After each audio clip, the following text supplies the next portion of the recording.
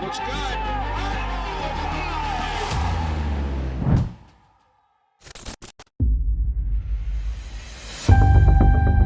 C'è un evento nel golf che a livello sportivo è unico al mondo. Probabilmente non il più glamour, forse il più storico, certamente il più inclusivo. È un appuntamento fisso per tutti gli appassionati che da quasi 100 anni accende la rivalità tra Stati Uniti ed Europa. Amiche ed amici di Motion Talks, stiamo parlando della Ryder Cup. Prima di continuare, se ti piacciono i contenuti che portiamo e apprezzi il lavoro che facciamo, iscriviti al canale per supportarci e non perdere i prossimi episodi. Magari aggiungi anche un commentino tattico per attivare l'algoritmo. Ci vuole solo un secondo, ma per la nostra crescita è molto importante. Grazie mille.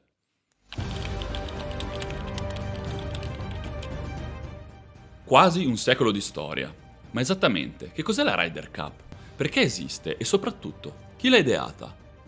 4 giugno 1926. Samuel Ryder, grande uomo d'affari che all'età di 50 anni si appassionò al golf, assiste alla sfida amichevole tra i migliori professionisti britannici e statunitensi e quando ancora non esistevano competizioni internazionali ebbe la meravigliosa pensata.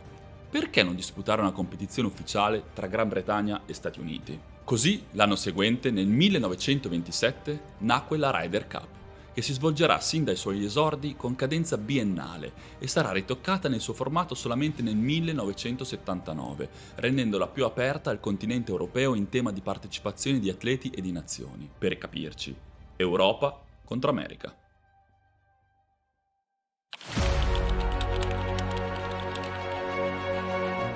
Il simbolo distintivo della competizione è rappresentato dal trofeo spettante al vincitore. Originariamente donato da Samuel Ryder in persona nel 1927, ha un'altezza di 43 cm e un peso di circa 1,8 kg.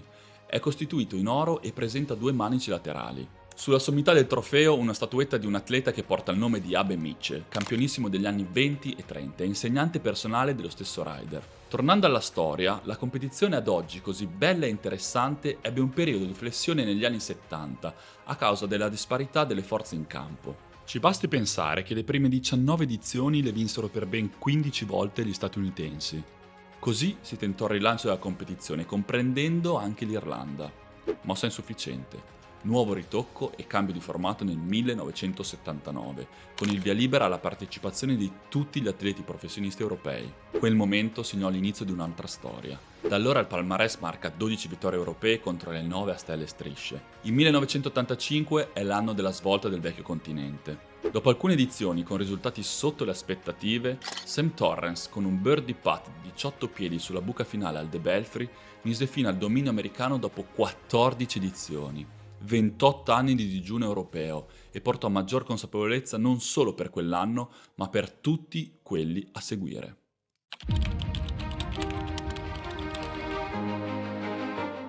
Se nel 1985 era stata la leadership di Tony Jacklin a portare una ventata di aria fresca al golf europeo, quello che accadde molti anni dopo, il 26 settembre 1999, lasciò davvero di stucco tutto il mondo dello sport. Siamo al The Country Club di Brookline, Massachusetts, teatro della Ryder Cup più discussa e iconica di sempre, ricordata come The Battle of Brookline. L'Europa arriva la domenica avanti 10-6, convinta di poter difendere il titolo, ma gli Stati Uniti, guidati da Ben Crenshaw, firmano una rimonta epica nel match di singolare, ribaltando l'esito della sfida di quello che diventerà un capitolo leggendario. Il simbolo di quell'impresa è la buca 17 del match tra Justin Leonard e lo spagnolo José María Olazabal. Leonard si presenta sul green con un putt da 45 piedi, circa a 14 metri, un colpo che nessuno onestamente pensava potesse imbucare. La tensione alle stelle, il pubblico trattiene il fiato. Poi, l'incredibile. He drains the putt. L'americano è sul green, la pallina a pochi metri dalla buca. Il silenzio è totale. Tutti sono concentrati sul gesto più delicato e preciso del golf, il putt. Il golfista statunitense è leggermente inclinato in avanti, ginocchia semiflesse. Glutei e quadricipiti si attivano per creare una base stabile, mentre il trasverso dell'addome e i multifidi irrigidiscono il core come un corsetto invisibile. La parte inferiore del corpo è una radice piantata nell'erba morbida del country club, immobile. La parte superiore invece è un metronomo pronto a muoversi. Le scapole trovano il loro assetto, tenute ferme da trapezio medio romboidi, pronte a guidare il pendolo delle braccia. Il movimento inizia da qui, dalle spalle, non dalle mani. Il backswing è un'oscillazione lieve, Gli arti superiori sono controllati da bicipite e tricipite che in fase isometrica permettono ai gomiti di mantenere l'angolo. I flessori ed estensori dei polsi non cedono, tenendo il pattern perfettamente allineato, con Leonard pronto a scrivere la storia. Tutto è lento, misurato. Qui non c'è potenza, c'è solo precisione. Il downswing invece è guidato dalla gravità e dalle spalle che permettono il ritorno.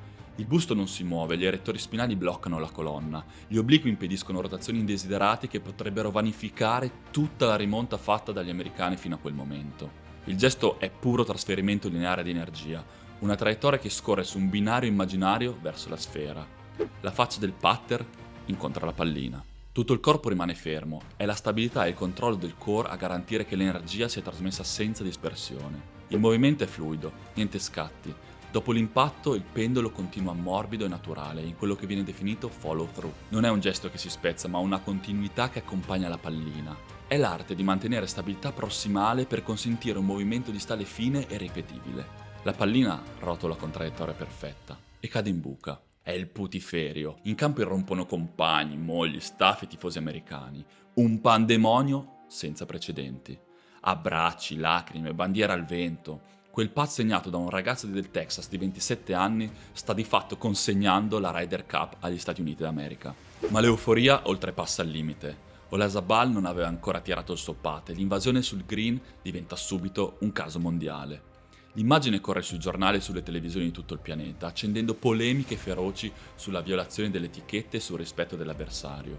Lo spagnolo, comprensibilmente turbato, mancherà il colpo e il match finirà in pari, consegnando agli Stati Uniti il punto decisivo. Giocavamo per orgoglio e per onore. Rispettiamo gli avversari e chiediamo solo rispetto. Quella Ryder Cup non fu solo spettacolo tecnico, ma anche polemiche accese, accesissime. Il pubblico americano trasformò Brookline in un'arena, con cori da stadio, fischi e insulti che travolsero in particolare Colin Montgomery, golfista scozzese e simbolo della squadra europea per tutto il weekend.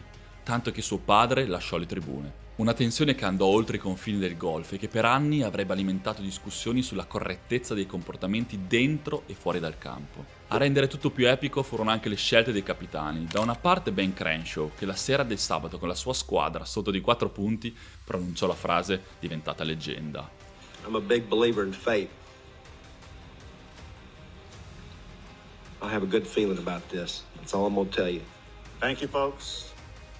Dall'altra parte, Mark James, criticato per aver tenuto in panchina 3 rookie europei fino all'ultimo giorno, una decisione che pesò come un macigno sul risultato finale.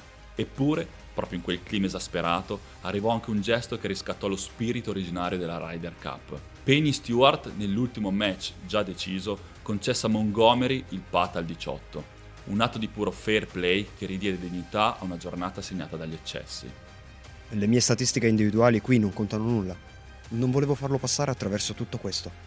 Un gesto che assume un valore ancora più forte se pensiamo che sarebbe stato uno degli ultimi di Stewart, tragicamente scomparso poche settimane dopo in un incidente aereo. La Ryder Cup del 1999 è rimasta nella storia perché ha condensato tutto: una rimonta epocale, un colpo iconico, uno dei momenti più controversi di sempre per il rispetto dell'etichetta, ma anche un gesto di sportività destinato a non essere dimenticato. La battaglia di Brookline non è stata solo una competizione di golf, è stato un romanzo sportivo fatto di gloria, tensione, polemiche e fair play. Confido che l'effetto della Ryder Cup sia quello di favorire un sentimento cordiale, amichevole e pacifico in tutto il mondo civilizzato. Considero il nobile gioco del golf come una forza potente, capace di influenzare le cose migliori dell'umanità. Samuel Ryder.